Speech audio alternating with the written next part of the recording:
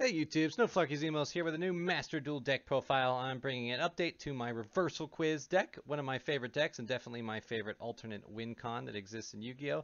It requires using a card called Reversal Quiz to basically switch our life points with our opponent and then burn them in one swift stroke. And we do that by burning our own life with self-burn cards and just ways to get through the deck to get to our win cons, and then we finish them off with either Lava Golem or Fuma Shuriken. Very fun deck. Definitely hasn't been that powerful in a long time thanks to the presence of Omni Negate. But it's solid, good enough to get me through low ranks, and so I'm happy to have this deck. With that said, let's get into the cards. First, let's talk about our monster cards. I am playing 3 copies of Curry Photon. Curry Photon is a cool card because it has a quick effect that you can send this card from your hand to the graveyard and pay 2,000 life points. You take no damage this turn. So that's nice because sometimes we want to take only a certain amount of damage. We don't want to lose, but we want to get really close to losing. And so, you know, this card both prevents that and also allows us to pay 2,000 life points ourselves, something that we want to keep in mind. It's very important when you're playing this deck that we are self-modifying our hand and our life point to you know, match our win condition. Those are the 2 things we need: some cards in hand and you know, a low amount of life points. So Curry Photon is just a good card to have. Now, of course, you can only use this effect of Curry Photon once per turn, but it's a quick effect, so that means you can pay it on your turn and pay it on your opponent's turn, and it's a good way to get out of 4,000 life. Next, I'm playing 2 copies of Card D. Cut this card down only to 2. It's a decent normal summon, which we don't have much else of in the deck, basically. And if you normal summon it this turn, you tribute this card, draw 2 cards, and then it immediately becomes your end phase. So you do want to make sure you set your back row and whatnot before you use that effect. But you can draw 2 cards. Conflicts with Extravagance, which is why it's been cut down, and just other ways to get through the deck I found to be better. But at 2, solid slot still. Next, 3 copies of Lava Golem. This card is one of the most important cards in the deck. Not only does it kaiju off 2 of your opponent's monsters, tributing 2 potential Omni Negators that they have that would stop you from turning their plays, but while this card sits on the field once per turn during their standby phase, they take 1,000 damage. That's important to keep in mind because sometimes if you can give them Lava Golem and you know Lava Golem will be on the turn after you Reversal Quiz, you can increase the threshold of burn by 1,000. That will be used to finish them off, and that's pretty sick. So that is it for the monsters. Getting into our spell cards, first off I want to start with my 2 copies of Reversal Quiz. That's right, I've cut this card down from 3 to 2 copies just because, I don't know, playing 3 of all the pieces just means sometimes I get hands that are just those, and I don't like that. I'm digging through most of this deck anyway, so 2 Reversal Quiz, you know, I only need to resolve 1, I just want to see it. But for those who don't know, Reversal Quiz is a very cool spell card. It says send all cards in your hand and on your side of the field to the graveyard. This is important because you have to have cards in your hand and field in order to use this effect. Otherwise, you can't activate it. And then, of course, you call the type of card on top of your deck, and if you call it right, exchange your current life points with your opponent's current life points. So basically, if it's a monster and you guess monster, you switch, and that's pretty sick. With that, we help assist that by stacking our deck with 3 copies of Spellbook Organization. It's a quick play spell card that just looks at the top 3 cards of our deck and returns them in any order. If we play this before activating Reversal Quiz, then of course we're going to know what's on the top. Otherwise, you have to make your best educated guess based on knowing the deck list and knowing how many cards and just what has the highest probability of being seen. But Spellbook Organization takes that part out of it for us. The other important card in this combo is Fuma Shuriken. Fuma Shuriken is an equip spell that you equip only to a ninja monster. Doesn't matter. The reason we want this card is when this card is sent from the field to the graveyard, inflicts 700 points of damage. So when we set Fuma Shuriken on the field and then play Reversal Quiz and it goes to the graveyard, after Reversal Quiz resolves, the Fuma Shurikens will resolve on the next chain, and that's how we burn the life points once our opponent is low. If we're at 700 or less life points, we can set Fuma Shuriken, play Reversal Quiz, call it right, Fuma Shuriken will immediately burn them for the rest of the life point damage. Fuma Shurikens can also stack, so if we have 2, now suddenly we only need to be down to 1400 to successfully Reversal Quiz, etc. So that is a lot of the spell cards that deal with the Reversal Quiz combo. Next, just some stuff to get through the deck and thin. I'm playing 1 copy of Upstart Goblin. Might bump this card up to more, you know, maybe get rid of, you know, Card D. But of course, this card conflicts with Pot of Extravagance, which I find too useful for us to get rid of. So we'll just have the 1 filler on turns where we don't have Pot of Extravagance. Next, I'm playing 2 Pots of Duality. Used to play 3, but Master Duel recently semi-limited this card. Kind of painful, but you know, we'll manage. It's not the worst since we could only activate 1 of this card anyway, so sometimes I was tempted only to run 2 just so I don't see too many. We want to excavate the top 3 cards of our deck, add 1 of them to our hand, and after that, shuffle the rest back into the deck. You can only activate 1 Pot of Duality per turn, and you can't special summon. So important, you can't use this in Lava Golem on the same turn, but no big deal. Now what we can use Pot of Duality with, though, is Pot of Extravagance.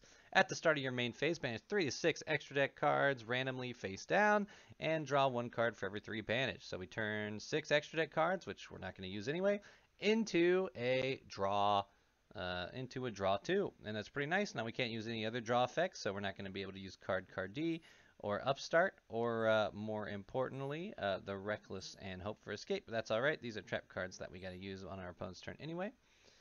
And so, you know, getting those is nice. It gets you some of these trap cards, which we can use to draw more. You know, it's fine. This isn't the FTK version, so you know, we're fine taking that turn. And that is it for our spell cards. Next, going into the trap cards, I'm playing 3 copies of Waboku. It's a trap card that just says you take no battle damage this turn. Your monsters cannot be destroyed by battle this turn. So this is pretty cool. Very useful. You know, sometimes we don't want to take life point damage. Sometimes we want to keep our monster alive so that we can strategically ram them on our turn to manipulate our life points. So just a good card to have. You need to make sure you don't get killed before you get the reversal quiz combo off. Next, I'm playing 3 copies of Reckless Greed. Reckless Greed is pretty nice because you draw 2 cards and skip your next 2 draw phases. So, you know, just get you cards earlier, not necessarily a plus, but if we have multiple Reckless Greeds, we can draw more than 2 cards, but still only skip the next 2 draw phases. So that's kind of one of the goals here, is we want to get at least 2 Reckless Greeds off at the same time. That can be pretty useful.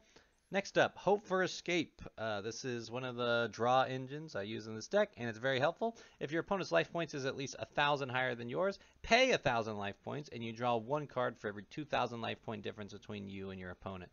So that's pretty nice. You know, being able to pay 1,000 life points when we want is nice because we need to slowly be getting our life point total lower to finish our opponent off.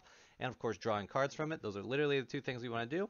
And it's nice if we can stack multiple Hope for Escapes. You know, all their costs are paid at the same time, so we can pay 3,000, add it on top of a Curry Photon, you know, get a 5,000 dip. That means each one of those cards is drawn 2. Makes it very more likely for us to get our win con.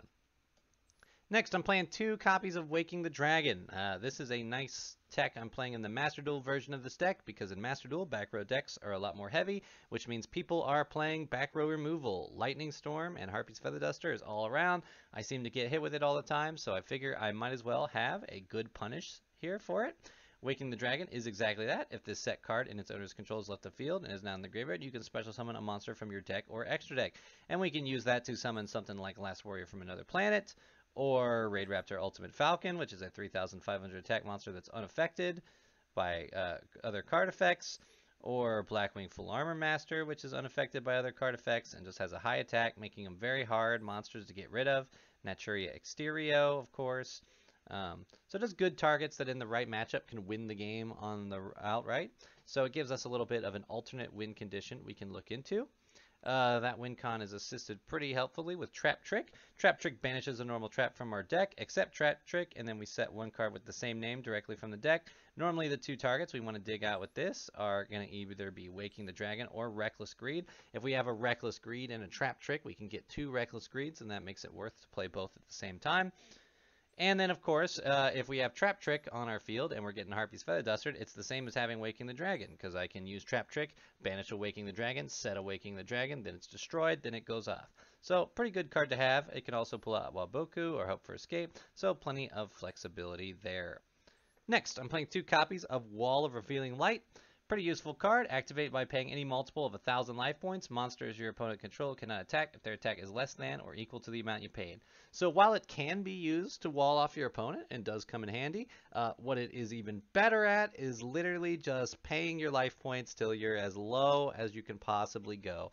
Add this with your Hope for Escape to draw more cards. Curry Photon, combo it off, dig deep enough. It's pretty sick, and of course, you know, you pay yourself to 1,000 or less, your Lava Golems are going to finish your opponent if you can get the Reversal Quiz combo off. And, yeah, pretty sick card. And of course, last three of there can be only one. This card I'm finding very useful in Master Duel. It's an incredibly powerful floodgate that says each player can only control one monster of each type. So many decks have monsters of the same type that flipping this can just stop your opponent in their tracks. And that's what we need, is to buy time for us to get our Reversal Quiz combo if they don't scoop right out the bat. And, you know, something like this, they'll be excited to play Harpy's Feather Duster or something like that on it, and could possibly be hitting Awakening the Dragon. So, you know, no big deal there. It is just a pretty cool card. It could get messy in your Lava Golem if they're playing another Fiend deck, but that doesn't happen too often. And, you know, at that point, if you're really holding them off with this, you know, you can just play. You can just finish your opponent off with the Fuma Shurikens in rotation. And that's it for the main deck. Talking about the extra deck real quick, it's mostly just filled with the best Waking the Dragon targets. Last Warrior from Another Planet, of course, is a monster that if this card's special summoned, you destroy all monsters you control, but neither player can summon monsters. That is pretty huge for you, because if our opponent can't summon monsters, they can't really beat us, and we don't have to attack with Last Warrior of Another Planet in this deck, risking it getting destroyed. So we just sit on it until we are able to go off with Reversal Quiz. Next, we're playing 3 copies of Naturia Exterio, which is a pretty sick card. If we're up against a matchup that's very reliant on their spell and trap cards, this card can just win. As long as we have material in the graveyard, we can banish a card from the graveyard and then send the top card of our deck to negate the activation of a spell or trap, and this is not limited to once per turn, so we can just continue to do this forever, which is pretty good. 3 Blackwing Full Armor Master. It's a 3,000 attack monster that's unaffected by card effects, so you can easily summon it and sit on it. Also a 3,000 defense monster, so you know your opponent's got to figure out some way to kill it by battle. They got to be able to get a 3,000 attack monster on the field. Might take them a bit longer to get something higher than that. And of course, Ultimate Falcon, same thing, but 3,500 attack. Now this one you have to leave into attack, but it's unaffected by card effects, so pretty good. If I had more Last Warriors, of course, I would fill the space, but while not, I just have a simple copy of Stardust Dragon, which I can summon off Waking the Dragon if everything else was banished. And, of course, Tributed Self to negate a card effect that would destroy a card or cards on the field. White Aura Whale is pretty nice because, it's just a cool card. It's big. It does have a way that it can technically bring itself back. If we had multiple of those in the grave somehow, but mostly just filler. And of course, White Aura Behemoth. This card is just pretty cool because when you summon it, you don't necessarily get the token from it being synchro summoned, but if it lasts till your opponent's turn, while you control no tokens, you can special summon the Divine Dragon token, which is a 3,300 attack monster, 3,000 defense monster. And of course, if this card is destroyed while you control Divine Dragon token, special summon it in defense. So theoretically a kind of wall that could go up. I'd play more copies of Last Warrior or Final Sigma if I had them, but I haven't made them yet. So yeah, just the Waking the Dragon targets. Other than that, we're not going into the extra deck in this deck. Here's a replay to show the deck in action. We're going up against our opponent here. Let's see, we got 2 Curry Photon, a Duality, an Extravagance, and Reckless Greed. If we can dig into another Reckless Greed, this is a pretty decent hand. So let's see how we play out here. Going into our turn, of course, we're going to start off with Pot of Extravagance, banish our cards, grab 2, another Curry Photon, and Reversal Quiz. Well, we want Reversal Quiz. 3 Curry Photons a little too much. We're going to dig and see what we're looking for. I see that there can be only 1, and I think that may be necessary in this matchup. So I'm going to set my 2 trap cards and pass the turn. Alright, so they're going to start with Go Go Go Giant. Now I know I can tell this is a Utopia deck. Utopia is a deck I see quite a bit on Master Duel, especially at the start of a season, because, it's pretty accessible, and, Utopia double cheese, so I run into it quite a bit. I know a lot of these monsters are different types, but there can be only one. Will be very useful to stop Utopia doubles into becoming Utopias and things like that, because they're all warriors at least. Now that I top deck Reckless Greed, I'm going to activate Reckless Greed in my standby phase. Very important, because if I draw a Pot of Extravagance, I want to be able to play it at the start of main phase 1. Reckless Greed here is going to be nice because I'm going to be able to use that to draw 2 cards, and then I'm still going to only skip 2 draw phases, so that's pretty good. I'm going to set those 2 cards and just pass the turn. Our opponent is going to make their play. They're going to summon the ZS Vanish Sage. Now they can't make their Utopia cards. Once I flip, there can be only one because this guy's already a warrior, which is pretty cool. I will play Curry Photon to take a little more life point damage and get myself lower. And then at the end phase, of course, I'm going to play both these cards, draw 4 cards total. So now it's looking pretty nice. I'm skipping a draw phase, going to draw 1 card. Now, of course, I have Wall of Revealing Light. I have Fuma Shuriken. I have this. If I can get either another Fuma or a Lava Golem, I should be able to beat them in the next turn. So I'm going to grab Lava Golem there off Pot of Duality. I'm going to set some cards and pass my turn. They're going to summon another card. I'm going to play Curry Photon, which is going to burn me for 2,000, of course. And, you know, that puts me right at this 1,000 threshold. I have the 3 cards. So at the start of my turn, I'm going to play Pigeonhole and Book of Spells, stack my deck, which I do with a trap card, give them Lava Golem, set Fuma Shuriken, play Reversal Quiz. I have cards on the field and hand to get rid of. So Reversal Quiz goes to the grave. Reckless Greed is revealed. They're at 1,000 life points. Fuma Shuriken will burn them for 700, and now I just pass turn because after their draw phase, Lava Golem here goes off and burns them for the remaining 1,000. And that's basically how it works. So that's it for my Reversal Quiz deck profile update. Definitely a deck I have loved so much historically, and I haven't been giving it a ton of time now. I want to be doing more of that here soon, so we'll probably be seeing updates of this going forward as I find more and more builds, but, you know, pretty decent start. Good enough to get through low rank, you know. You're not getting to diamond with this, but, you know, I'll get through silver and gold, you know, pretty easy. It's pretty fun. And, you know, if you're a big fan of alternate win conditions, it's a good way to get some, you know, get some of the achievements and the secret quests and play spell cards and stuff. So, very much dig it. Let me know what you think. Love to know what your favorite alternate win condition is. Thanks for checking out the video, and I'll catch you in the next one.